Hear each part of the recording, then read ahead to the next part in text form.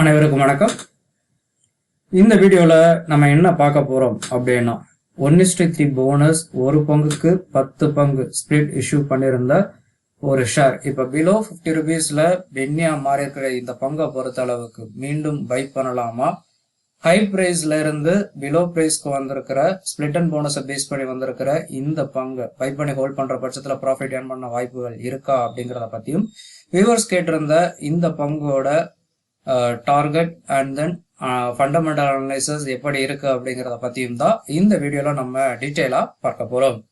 கீழே டிஸ்கிரிப்ஷன்ல டெலிகிராம் குரூப்போட லிங்க் கொடுத்துருக்கோம், ஜாயின் பண்ணாதவங்க ஜாயின் பண்ணிக்கோங்க.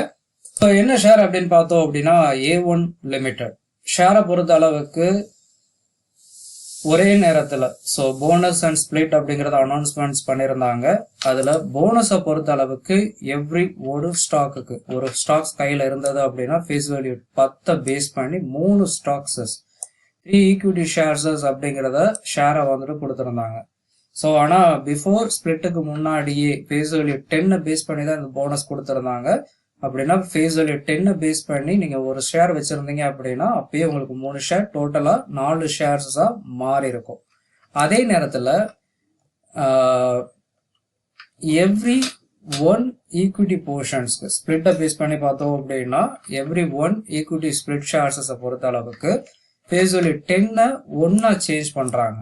ஸோ போனஸை பொறுத்த அளவுக்கு ஃபேஸ் வேல்யூ 1 பேஸ் பண்ணி 3 ஸ்டாக்ஸஸ் டோட்டலா 4 ஸ்டாக்ஸஸ் வந்துட்டு ஃபேஸ் வேல்யூ 10 பேஸ் பண்ணி அந்த 4 ஸ்டாக்ஸஸ் அப்படிங்கிறது ஃபேஸ் வேல்யூ 1 சேஞ்சஸ் ஆகும்போது ஃபேஸ் வேல்யூ 10 to 1 சேஞ்சஸ் ஆகும்போது ஒரு ஷேர் இருந்தா 10 ஷேர்.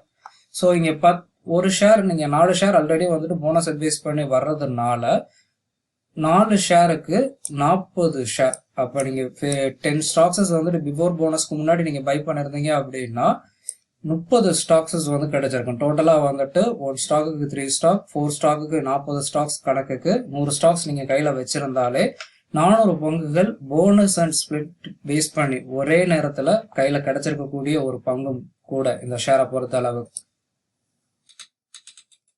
A1 லிமிட்டோட பொறுத்த அளவுக்கு பார்த்தோம் அப்படின்னா இப்ப கரண்ட் பிரைஸ் 39 ரூபாய் 20 பைசா. ஸோ ஷேரோட போனஸ் அண்ட் ஸ்பிளிட்டுக்கு அப்புறம் இந்த இயரோட லோ அப்படிங்கிறது இயர் ஆன் இயர் ஸ்லாட்ல 50 வீக் லோ அப்படிங்கிறது 9 ரூபாய் 62 பைசா, ஹை 70 ரூபாய் 40 பைசா. ஸோ ஷேர் 39 ரூபாய் 20 பைசால ட்ரேட் நடந்துகிட்டு இருக்கு. புக் வேல்யூ 1 ரூபாய் 60 பைசா தான். பட் பி ரேஷியோ ஒரே நேரத்துல பெரிய அளவுக்கான போனஸ் அண்ட் ஸ்பிளிட் இஷ்யூக்கு அப்புறம் 218 அப்படிங்கிற ஹை லெவல் ரேஞ்சிங்ல இண்டிகேஷன் கொடுத்துருக்கு. ஸோ இந்த இடத்துல ஷேரை பொறுத்த அளவுக்கு எடுக்கிறது அப்படிங்கிறது கொஞ்சம் ரிஸ்கி சினாரியோ தான் பி ரேஷியோ கம்பேர் பண்ணி எடுக்கும்போது, பிரைஸ் ஆக்ஷன் ஸ்ட்ராட்டஜி பேஸ் பண்ணி பார்க்கும்போது. But market capital 1803 crore. Acid and chemical சினாரியோல ஷேர் முக்கியமான டிரான்ஸ்போர்டேஷனை பேஸ் பண்ணி ரன் ஆகக்கூடிய ஸ்டாக்.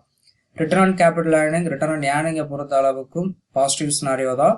ஃபேஸ் வேல்யூ 10 அப்படிங்கிறது ஒன்னா சேஞ்சஸ் ஆயிருக்கு. ஆல்ரெடி அது சம்பந்தமா எப்படி இருந்திருக்கும் அப்படிங்கறத முன்னாடியே சொல்லியிருந்தோம். ஆல்ரெடி ஷேரை பொறுத்த அளவுக்கு இந்த ஜனவரி 2025க்கு அப்புறம் இந்த இயர் இந்த ஸ்டாக்குக்கு பெரிய ஜாக்பாட்டா இருந்தது. நியர்பை 9 ரூபாயில இருந்த ஸ்டாக் 70 ரூபாய் அப்படிங்கிறப்பயே போனஸ் அண்ட் ஸ்பிளிட்டை கம்பேர் பண்ணி பார்க்கும்போது சமபூம் ஹை டிவிடெண்ட் சினாரியோ ஸ்டாக்கும் கூட. கமாடிட்டி செக்ஷன்ல கெமிக்கல்ஸ் அண்ட் பெட்ரோகெமிக்கல் ஸ்லாட்ல ஹை பி ரேஷியோ ஒரு பக்கம் இருந்தா கூட சேல்ஸ் ஓவர் பர்சன்டேஜை பொறுத்த அளவுக்கு தொடர்ந்து quarter and slot below 60 crore make பண்ணாம மூவ் ஆகிட்டு இருக்கிற ஒரு சினாரியோ. ப்ராஃபிட்டை பொறுத்த அளவுக்கும் சரி நல்ல ஒரு positive impact. Year on year vices தொடர்ந்து ரெவென்யூவும் நல்ல ஜென்ரேட் ஆகிட்டு இருக்கு. அதே நேரத்துல ப்ராஃபிட்டை பொறுத்த அளவுக்கும் நல்ல ஜென்ரேஷன். அதே நேரத்துல sales growth, profit growth, car rating செம பாசிட்டிவ். கார் ரேட்டிங்கை பொறுத்த அளவுக்கு லாஸ்ட் 1 year 283% மேல இம்ப்ரூவ்மெண்ட்.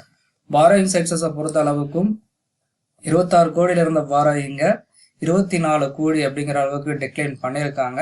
அதே நேரத்துல ரிசர்வயர்ஸை பொறுத்த அளவுக்கு ஸோ நல்ல ஒரு இம்ப்ரூவ்மெண்ட் அண்ட் தென் டெக்ளைன் ஃபார்மேஷன்ஸையும் பார்க்க முடியுது. டெப்ட் டேஸஸ் நல்ல டிக்ளைன் ஆகியிருக்கு. அதே நேரத்தில் ப்ரொமோட்டர் சைட்ஸஸ்ல பெரிய அளவுக்கு சேஞ்சஸ் இல்லை. அப்கமிங் ஸ்னாரியோல வரக்கூடிய ரிசல்ட்ல சேஞ்சஸ் இருக்கும். எஃப்ஐஐ பொறுத்த அளவுக்கு ஸ்ட்ராங் பையிங் ஸ்டாக்காகவும் மாறி இருக்கிற ஒரு ஜோன். இன்ஸ்டிடியூஷனல் பையர்ஸை பொறுத்த அளவுக்கும் இந்த ஸ்டாக்ஸ்ல அனதர் ஒன் பையிங் போர்ஷன்ஸ்ல இருக்கக்கூடிய ஸ்டாக். ஷேரை பொறுத்த அளவுக்கு பார்த்தோம் அப்படின்னா ஈவன் மோட் பிஹேவியர் ஸ்னாரியோ தான். ஷேரோட கம்பேரிஷனை பொறுத்த அளவுக்கு பார்த்தோம் அப்படின்னா ஷேர் சர்க்கியூட் பேஸ் பண்ணி மூவ் ஆகும்போது சொல்லியிருந்த சேம் வியூ தான். நியர்பை ஷேர் டவுன் சர்க்கியூட்டை ரீச் பண்ணும்போது ரிட்டர்ன் ஸ்பிளிட் அண்ட் போனஸ் சம்பந்தமான அனௌன்ஸ்மெண்ட் ஷேர்ல அனதர் ஒன் பீக்கை கொடுத்திருந்தது. ஷேர் பிலோ 20 நியர்பை பிரைசஸ் வரும்போது பெஸ்ட் பையிங் ஜோனா இருக்கும். இந்த இடத்துல 50-50 சான்சஸ் ஸ்னாரியோ தான். சர்க்கியூட் பேஸ் பண்ணி மூவ் ஆகுற stock. But year on year result அப்படிங்கிறது இந்த ஸ்டாக்குக்கு பாசிட்டிவா இருக்கு.